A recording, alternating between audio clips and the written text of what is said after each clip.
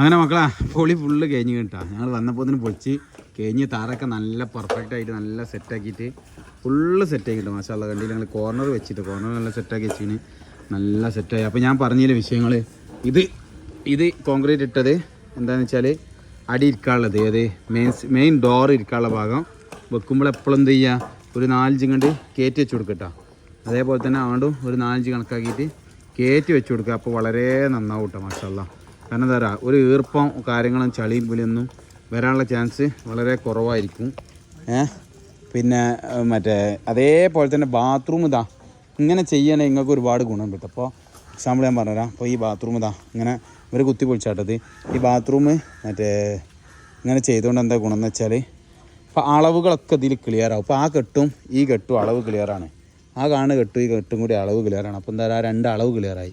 അതേപോലെ തന്നെ മാത്രമല്ല ഈ ബാത്റൂമിൽ